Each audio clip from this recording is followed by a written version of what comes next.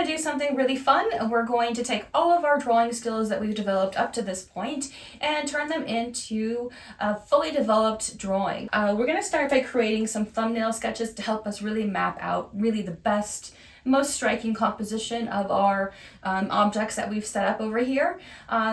Think about cool Dutch still life. I don't know, maybe suggest something of a narrative, sense of mystery, could be exciting. And then once we've tried out some different compositions, we're going to choose the best one and then create a fully developed drawing from there.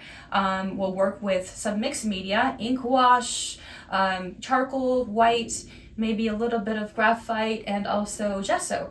So it should be fun. Hopefully you'll be able to really apply this to your own practice and really enjoy it.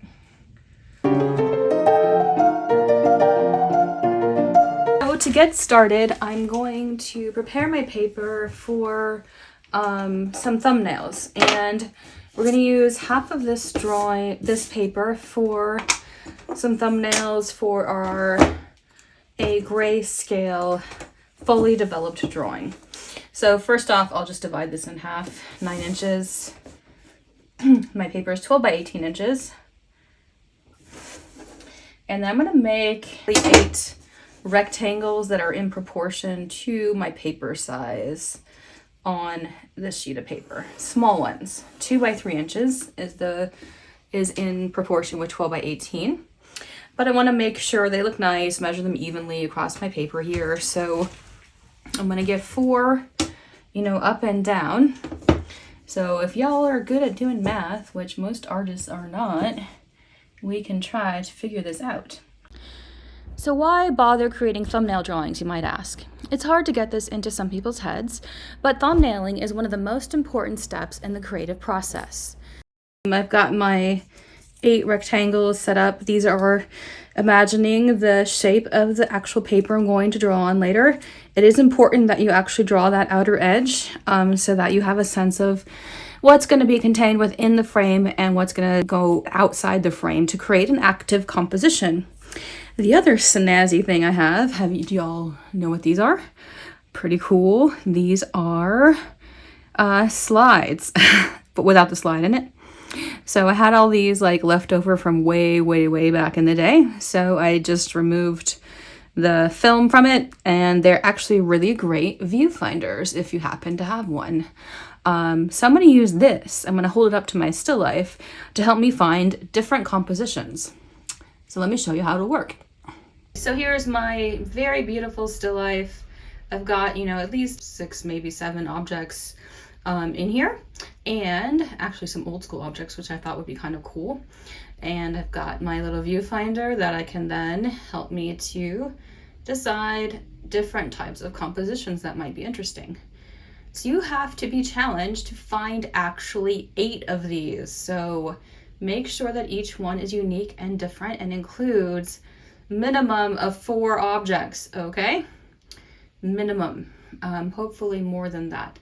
So just hold it up, move it back and forth, see what might be cool, and then you're going to translate those into little miniature drawings on your paper. Okay, so to get started, materials that I have are a pencil sharpener, my viewfinder, a 2B pencil, a water-soluble pencil in gray, and a very dark woodless pencil, which is an 8B, which is very helpful to get those really rich blacks. I'm going to start at the upper left here, and I've got a paintbrush, I've got a cup of water, an eraser, and something to put my pencil shavings in when I need to sharpen the pencil, and then I am good to go. So as I'm doing this, good way to proceed is to time yourself. About 3.5 minutes is a good amount of time to time yourself. So before you speed away and start, you want to just find a good composition through your viewfinder so that you know what you're looking at. And then as you look through the viewfinder, you might even keep it up to your eye as you're drawing, because this is a pretty quick drawing. Totally up to you. See what works best, and then go ahead and get started when you're ready.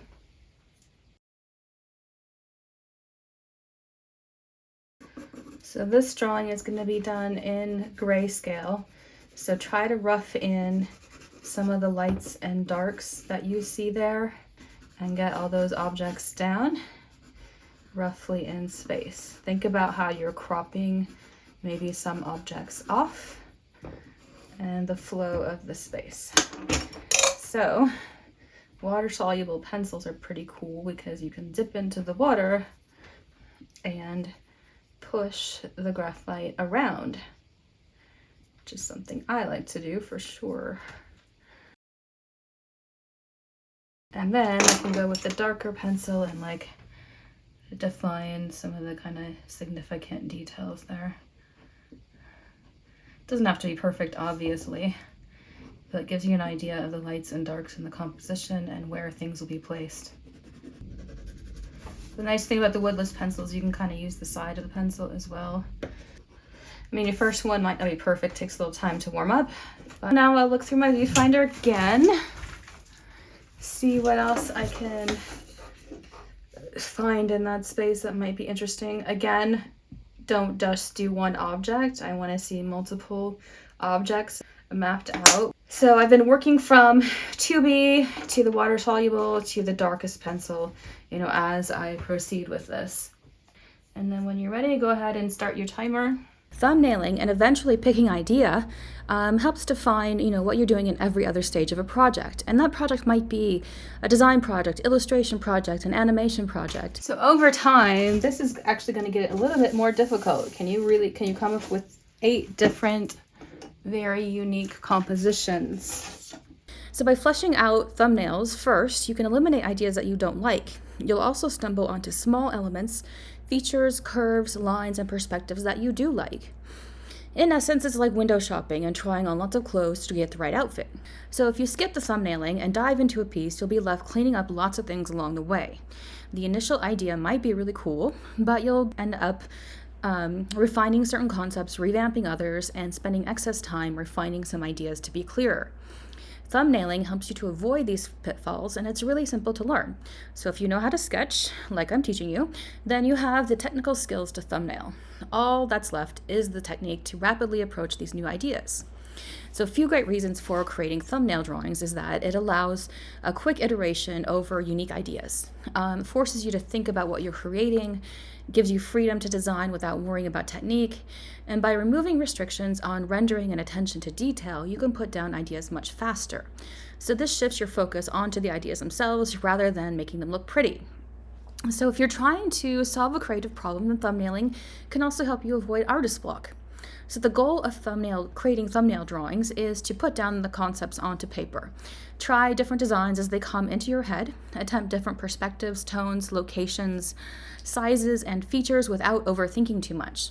The best thing is to sketch with no pressure and complete freedom. So a proper illustration, concept design, or graphic layout usually begins with 20 or more thumbnails, so this forces you to try out a variety of options and eliminate all but one. If you decide to skip this step, you'll find that you'll actually waste time. The net result, most often than not, is an illustration that hits a dead end, that you've already spent hours and hours working on specifics, anatomy, rendering, texture, etc. A dead-end painting is often not worth fixing, and a totally fresh start has better odds at solving the visual challenge.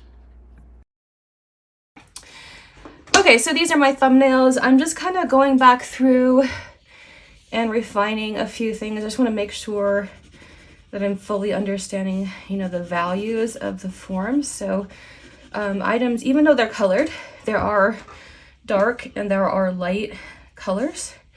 And so those colors that are a bit darker than what I have in here, I'm kind of shading them in a little bit so that I can really see what that full composition is going to look like before I make my final decision on what my fully developed drawing is going to be. So I did a little bit of pen outline just so that I could very clearly see which element was which, to understand the layout.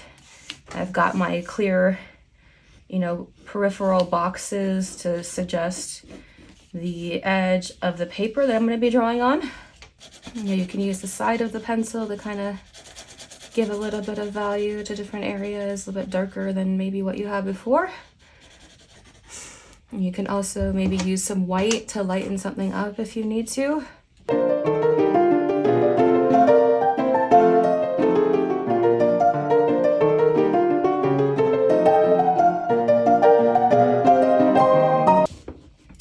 So I decided to go back and outline the edges of the paper on my thumbnails, that is, just so that I can be super clear on, this is my little window into the world of the drawing that I'm going to be creating. If I were careful, I could have just done these lines in ink to begin with, so it may be that you want to do that. So now I want to take a look at my still life and make a decision on what composition is best or most interesting for me to create or recreate with my drawing. Those of you that might be working with me as a student, I want to see you, really develop this drawing. Don't choose a very simple composition. I want to see at least, 5 objects included, not just a teeny tiny bit of it. But think about, what kind of drama might be set up in relation to the arrangements of the objects that you've put there in space. Take another look through the viewfinder just to make sure that I'm happy with the one I'm selecting.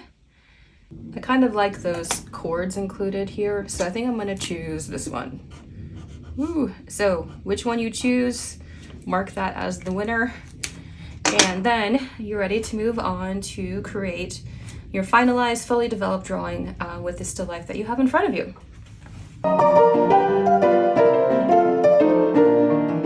So before I begin my full-on, my fully developed drawing, I printed out this grayscale value finder that, those are really easy to find online.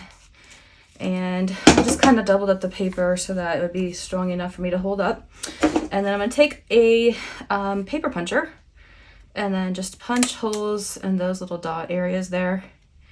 And then what I will be able to do is look through the hole and hold the value up to my still life and compare which color translates to which value. It's really handy. So it can help you if you're having a hard time figuring out what value a certain color is, because every color does have a value. So I've got this ready to go, and then I'll show you how I'll hold it up and take a look. So this is my still life, and then this is my value scale here. So what I can do is go over, a certain color in my still life that I see and see how that matches up to a value on my value scale. So like the red, I'm kind of holding it up to this middle value here, and you can see that red that translates quite well. And then you might even look at maybe some lighter areas, like that white there is very, very white, right? There might be that gray up above. So this can help you really think differently about that color and make sure that you translate it to the right value when you get to doing your drawing.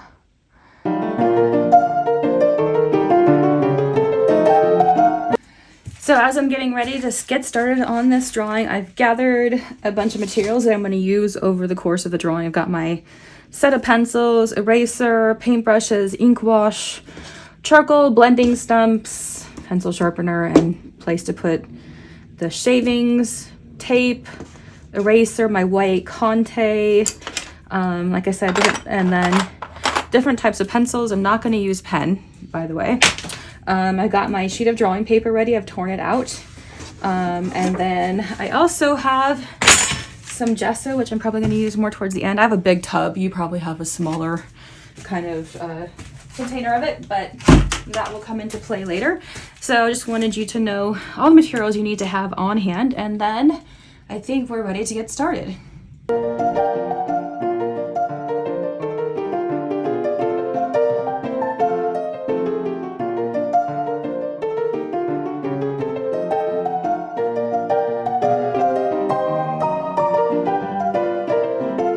Okay, so we're going to start as usual. We do every start of our drawing with a gesture.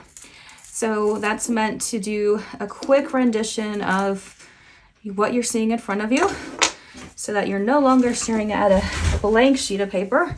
I'm using a 2H pencil to get just a rough sense of what I'm seeing there. And then I'm gonna finish off my gesture with an ink wash. But let's get started.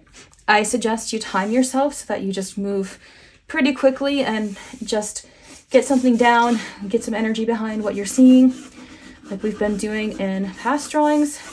You know, always use your pencil to help you measure, use your viewfinder to get the right composition down, activate all the edges of the space of the paper. Remember, this is a fast drawing.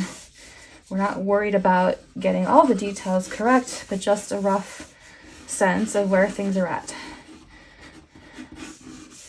Make sure you get all those objects in and, you know, show your energy through those lines. Stand up if you want to. I have a high chair that I use, which is helpful. It makes me feel like getting some energy behind things. You know, take a look at, you know, the full space of what you're looking at and get proportion and scale correct.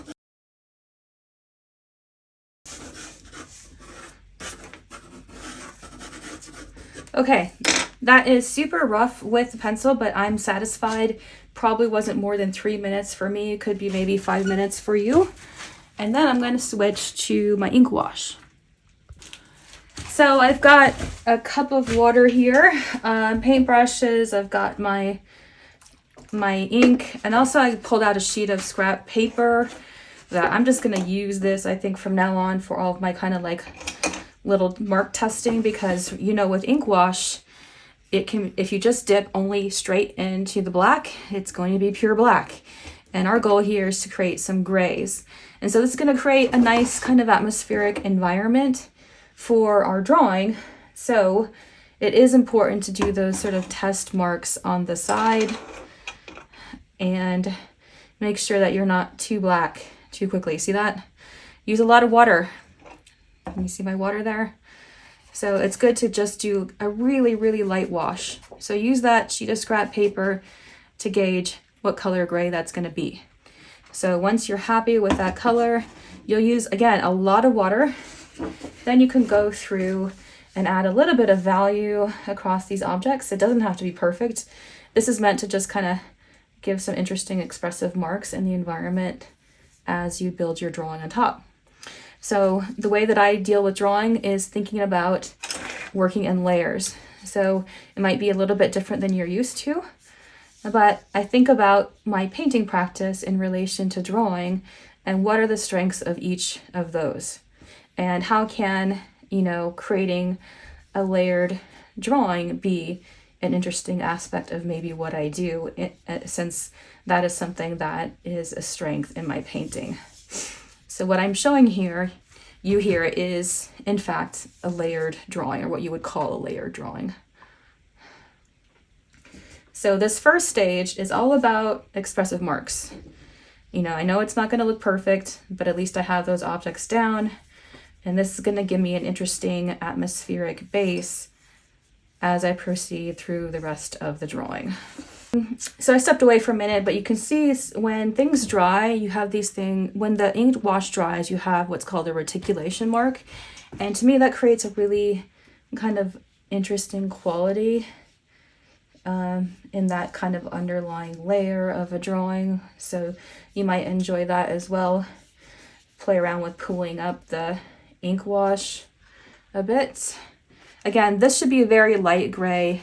Always test your tone, your gray tone on the side, so that when we add things on top here, we'll still be able to see different marks that we make. This is just a base gestural layer. Shouldn't take longer than 5 minutes, really. But then all of a sudden, you're no longer confronted with an intimidating empty paper, and you have something to work with and move on from there. And all your objects should be there roughly in space.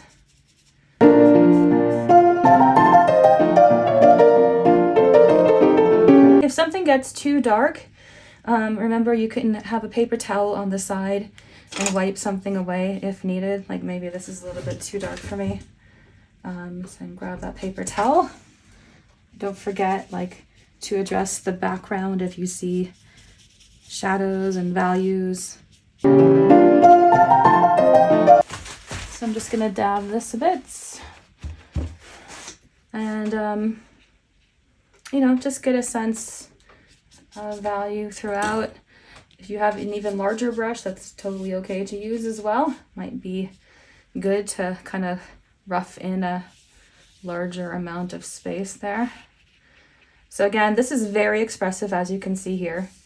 It's not perfect, but you have a sense of, the objects that I'm just going to want to put into the drawing. Then it will be a creative basis for the rest of the piece.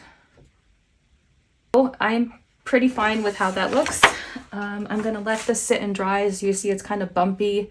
Make sure that you let it dry fully, and then we'll be able to add dry media and layer it on top of it.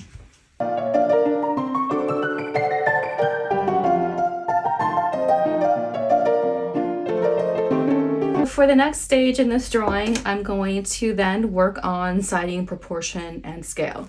So this is a siding drawing where I'm going to be using my drawing tool. This is a woodless 2B pencil. I like woodless pencils because, I don't know, they allow you to cover a lot more space more easily. You don't have to deal with the wood and sharpening it, but you have to be careful not to drop it. That's a problem. I did do that earlier. Oops. So I have my viewfinder on hand, make sure I'm getting the composition that I want. And what I'm going to do is start pretty much by deciding on one object that I'm happy with sort of generally in space. I'm going to clarify that a little bit more clearly, and then I'm going to use that to help me measure all of the objects that are mapped out surrounding it. So I think that I'm going to start with this little vase with the sort of decaying flower in it.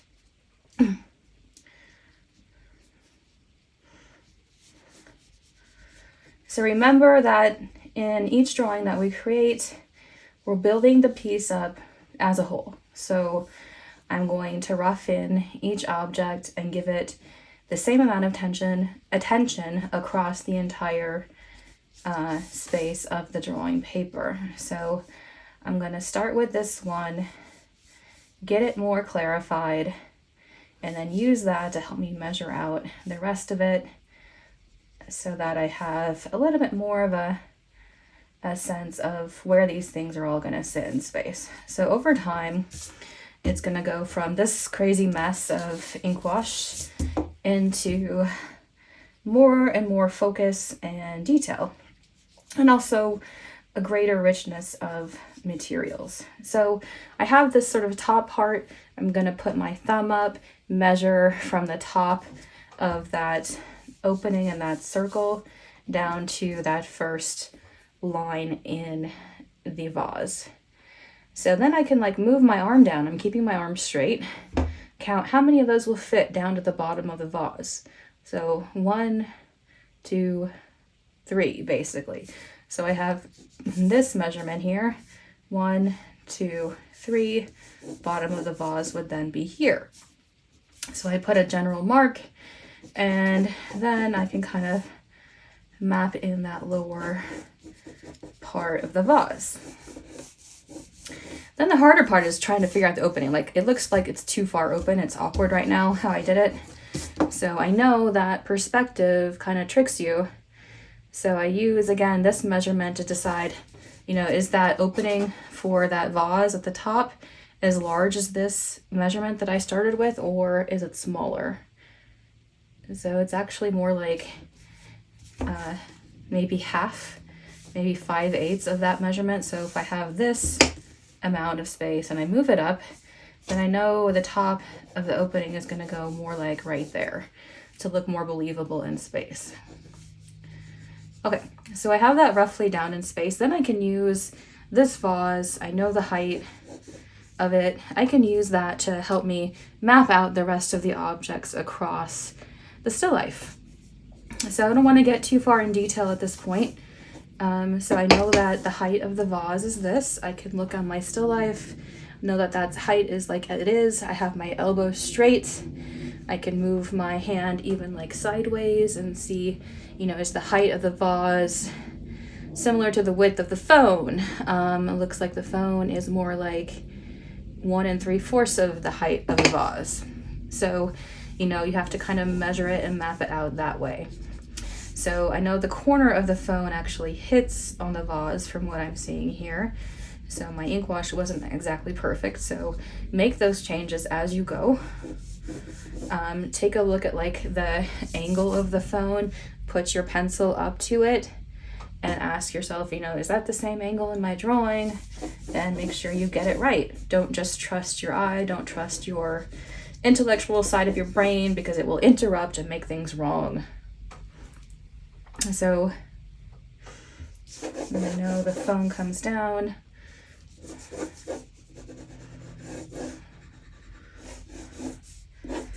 And then proceed from there. You can also use your viewfinder every now and then. Make sure you're getting the right things cropped off in space at the right moment. Think about like where does the corner of the phone hit on that vase as well. Make sure you've got it right.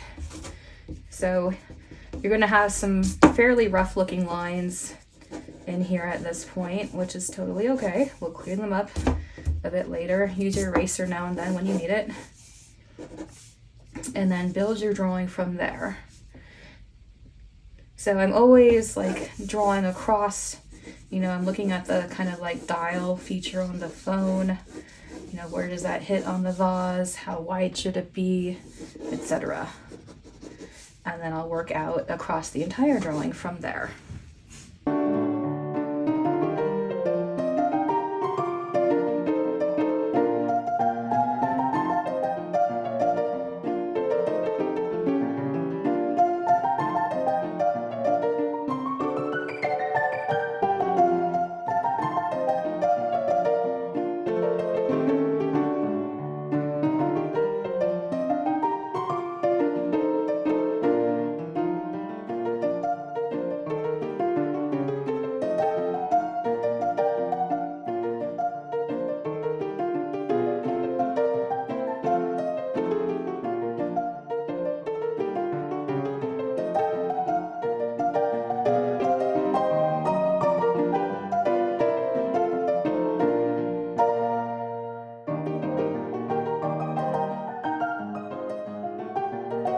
Now that I have a pretty good idea of proportion and scale, it's still not perfect, obviously. I'm going to switch to doing more value with my charcoal and my blending stumps and eraser. I've got a little bit of white if I need it.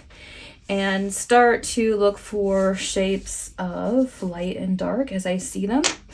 I also have like one piece of charcoal. It's a little bit smaller.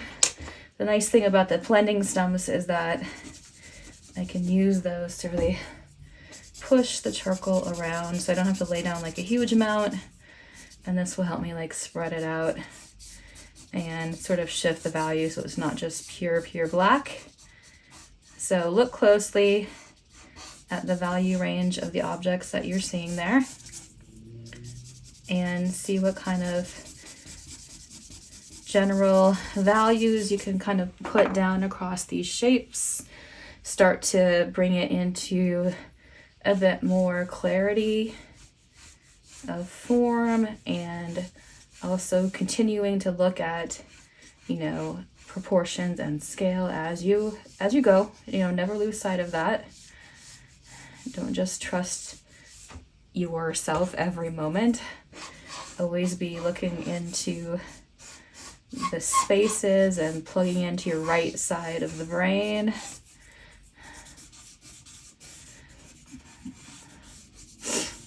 And then continue to develop. You know, this will take a bit of time, as drawing always does, but try to make it an enjoyable process for yourself. You know, listen to some good music, maybe listen to a documentary or a book on tape. I don't know. Lots of people do different things. So that you can really focus on what you're doing and create, you know, the best drawing that you can. So I'm not going to be doing tiny details of reflections and things just yet.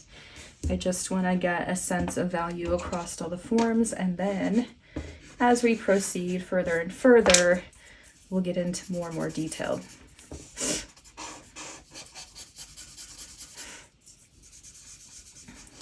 So maybe it's a little bit of a weird thing for you to think of a drawing it working in layers like this, but this is how I work on painting, drawing, no matter what I do.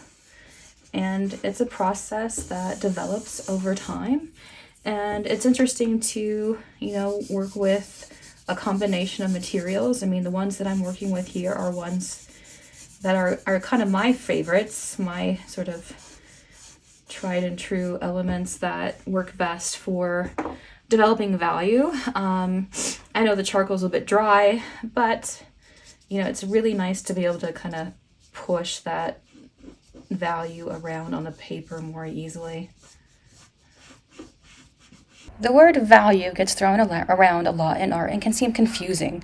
What we mean by value is simply a walk from white to black, light, dark, on a range of 1 to 10. 1 is the white of the page and 10 is black. So a 5, 50%, or halftone is a medium gray, halfway between white and black. Every image is composed of values, darks or lights, regardless of color. It's safe to say that a successful image is one that quickly reads well and has power to touch you emotionally. I know we're doing a still life here, but you're learning a lot about value and what can strike a person with an image. So using a value or tone and assigning different areas of your charcoal drawing to lesser or darker tones can be very helpful, not just in this drawing, but in future drawings that you might make. Squinting your eyes just a bit, or maybe taking your glasses off, will blur the image's values, like we talked about with creating value patterns in a previous demo. This can help you see a more simplified version of what we were looking at overall. So squinting also helps us see shapes very clearly. Nailing those simple shapes helps with the overall essence of the piece. So the cool thing about charcoal is that it's easy to control. You can move it around easily. It might seem messy, but, once you apply the charcoal, you can remove it or erase it when it's not needed. So consider your eraser as a very essential drawing tool.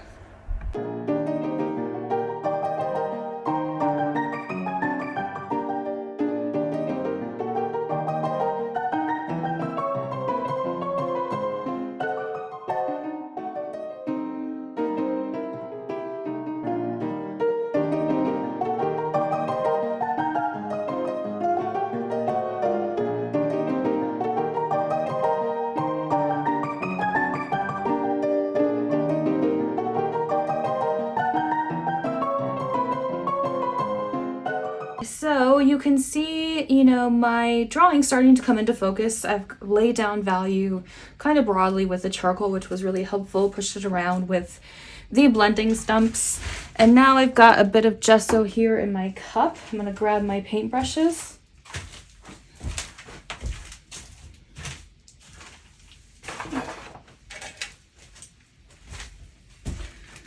So you should have maybe a range of paintbrushes. I've got these couple here for now. And then I'm going to use this white gesso to help me kind of push around the black a little bit in some areas, but also really to just start to carve out some of these beautiful details. So this is something I really like to use in combination with charcoal, because charcoal can be, obviously it was a big kind of blunt tool that I was working with. I'm not really a fan of charcoal pencils because it just kind of negates the whole point of charcoal. And so I like to combine media. As you can see, we've been doing these layers, and then the white really kind of helps pull out like smaller details, shines on things. It helps you to clarify edges here and there, and just really brings out some nice beauty in the drawing. So commonly and understandably, people believe that art is created by applying a medium like graphite, charcoal, colored pencils, pastel onto a surface. Artwork can also, though, be produced by taking away a medium using erasers, and this is referred to as a reductive drawing. So in a reductive drawing, the artist fills in the entire sheet of paper with a dark value, often using charcoal. The drawing is then created by erasing the darkness to carve out shapes of light and dark and variations of gray. So this is a great way to work, and something I do often in combination with a drawing such as this. My charcoal is a stump sort of tool, so I will often block in areas of darkness and then go back in with my eraser to carve out softer shapes of gray and light tones. I also use gesso to help me make those highlights pop really cleanly, as you can see me doing here. I find the result quite striking.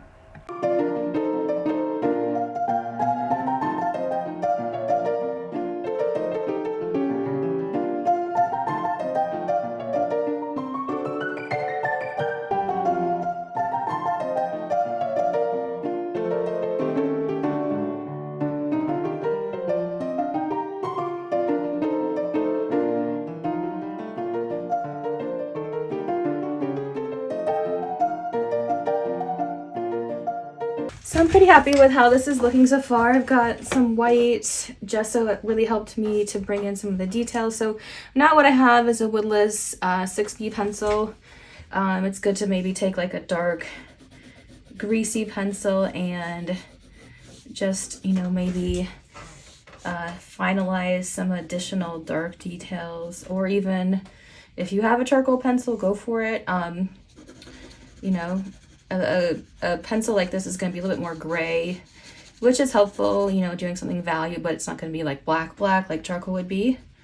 So I could end up use a little bit of my black stump of charcoal, as well as the blending stumps and my graphite pencil, just to clarify those finishing details. And then I'm almost done. So you see how this is really built up in layers in an interesting way. And I think it's good to really consider drawing in this way, when usually you think of drawing, oh, just do an outline, fill it in. But that's not how a drawing should really be. Think about how you can explore those materials in an interesting way and give that drawing more depth and richness by, building up these layers with those unique materials. Could even use a little bit of this white Conte eraser, maybe soften some edges.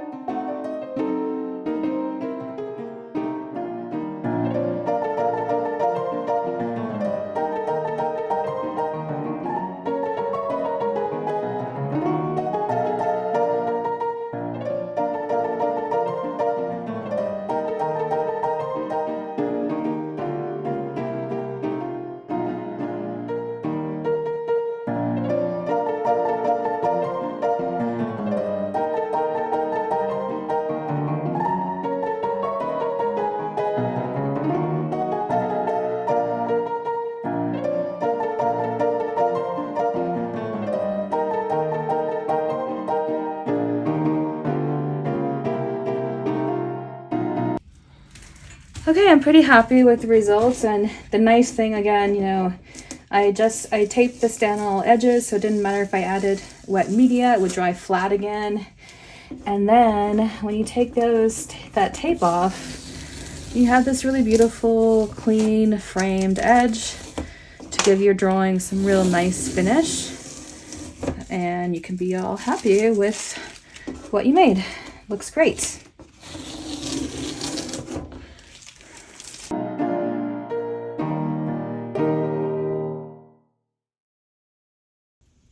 Hey, so now we finished our beautiful fully developed drawing in grayscale with some mixed media. I hope you enjoyed the process, learned something along the way, and can really take this from here and turn it into something really beautiful in your own creative work. Thanks for joining me.